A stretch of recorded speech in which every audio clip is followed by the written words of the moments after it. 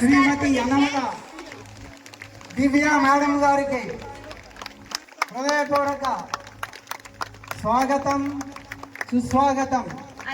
Yoga day సందర్భంగా ఈరోజు తిరుపురపాల సంఘంలో యోగా డే కార్యక్రమం నిర్వహించుతున్నందున ఈ కార్యక్రమాన్ని మేడం గారి ఆధ్వర్యంలో రోజంతా కూడా మీకు చాలా బాగుంటుంది. బాగోకపోతే అప్పుడు నన్ను వచ్చి అడగండి, మీరే సెల్ఫ్ ఎక్స్పీరియన్స్ అవుతారు. ఇదంతా నా ఎక్స్పీరియన్స్ తోటి నేను చెప్తున్నాను. కాబట్టి ఇది ఒక మంచి హ్యాబిట్. ఫిజికల్ మెంటల్ అవేర్నెస్ కోసము మన పిల్లలకైతే కంపల్సరీగా ఇంక్లూడ్ చేయాలి.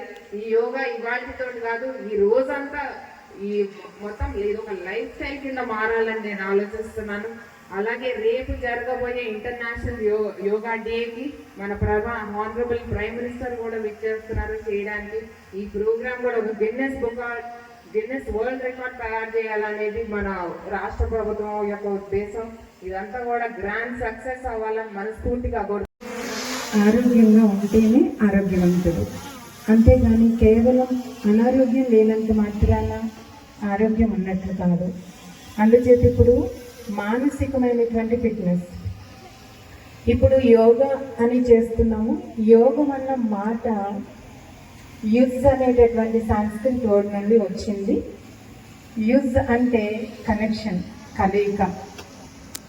అయితే ఇక్కడ ఈ కనెక్షన్ అనేది మనకి ఎక్కడెక్కడ ఉంటుంది అంటే ఉదయం నుండి రాత్రి వరకు మనం ఎన్నో కనెక్షన్స్ ఉంటాయి. అంటే కనెక్షన్ అంటే సంబంధం.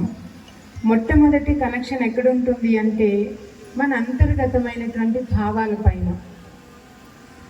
అయితే ఈ భావాలన్నీ మంచిగానే ఉంటున్నాయంటారా?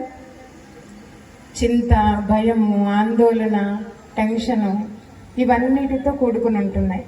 వాస్తవానికి మన భావాలు ఎలా ఉండాలి? చూసే శక్తిని నేనే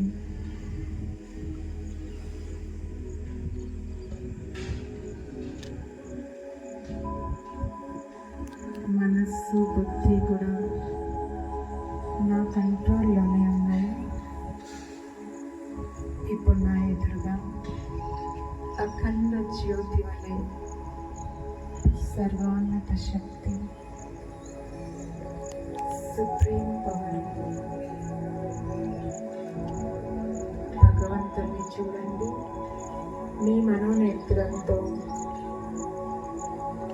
ఆ అఖండ జ్యోతి స్వరూపం చూస్తూ సూర్యకాంతి వలె భగవంతుడి యొక్క శక్తి కాంతి కిరణాల రూపంలో నాపై ప్రసరిస్తూ ఉన్నాయి. శాంతి సాగరుడైన భగవంతుడు అనధికారులను మా హృదయపూర్వకంగా ఆహ్వానిస్తూ ఇదే మాకు స్వాగత సుమాంజలు. మేడం గారు కూడా ఇప్పుడు యోగాసనాలు చేస్తారు. Continue madam.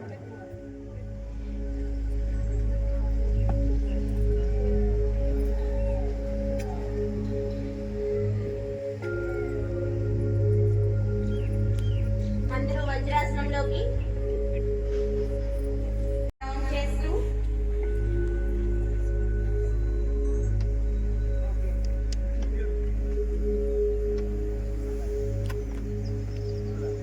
రెండు కాళ్ళు ఈక్వల్ గా నేల ఆంచండి.